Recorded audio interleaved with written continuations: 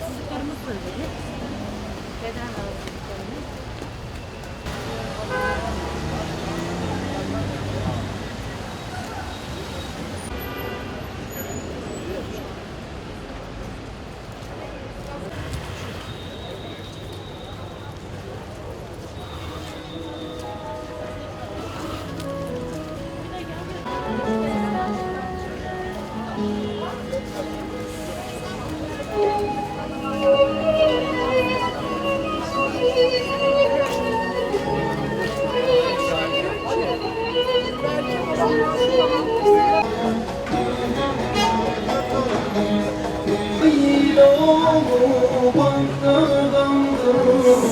Küçük yüreğimle ey ana kurban, ömrüne saldı, kına yaktılar. Cennet seni bekler ey ana kurban. Kolay gelsin. Ömrüne saldı, kına yaktılar. Cennet seni bekler ey ana kurban. Tarih seni yazdı ey ana kurban. 17'sinde kana durdurdular. Mübarek namaşım yerde ezdiler. Ayak beyan kinlerini kustular. Ölmedim Yasin'im ey ana kurban. Şu evden daha delikanlı bunlar. Ne durum?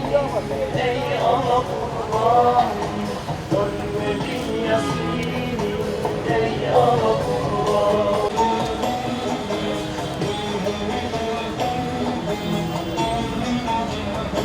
Akar, sanki bedenimde şimşek çakar.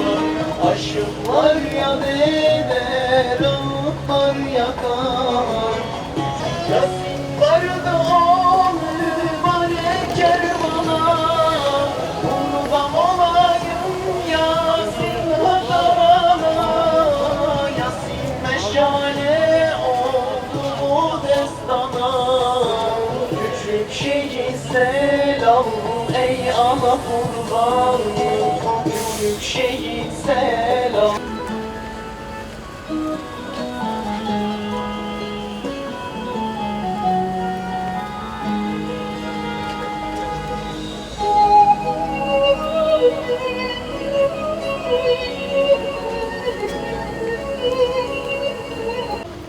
Şehitler gülümsüyor Ahmet semalarında. Turan'ın kurban olmuş şu kurban bayramında. 6-8 Ekim olaylarının 8. yıl dönümündeyiz. Bu anlamda yeniden yaşanan vahşeti anlamak, görmek ve ülkemize kurulan tuzakları yerinde halkımıza anlatmak için buradayız. Bu anlamda standlar kurduk. 3 noktada stand kurduk Ankara'mızda. Diğer yönden resim sergisi açtık. Şehitlerimizin hayatlarını anlatan, yaşamlarını anlatan paragraflar sunduk bu minvalde. 6-8 Ekim olayları ülkemize kurulan büyük bir tuzaktı. Özellikle bölgenin tamamen İslamsızlaştırılması için yapılan bir projeydi. Biz parti olarak bu projeye asla müsaade etmeyeceğiz. Şehitlerimizin bu anlamda ortaya koydukları duruş ve döktükleri kan kirli tezgahları bozmuştur. Bundan sonra da inşallah bozmaya devam edecektir. Son olarak şunu söyleyelim. Bu akşam Allah nasip ederse Hacı Bayram Veli'de saat 8.30'da şehitleri anma programımız olacaktır. Tüm Ankaralı hemşehrimizi davet ediyorum. Cennet, vatansın, cennet, vatansın. Şehitler gülümsüyor Ahmet semalarında. Şehit gibi yaşayıp şehadetle kavuştular Yaradan'a.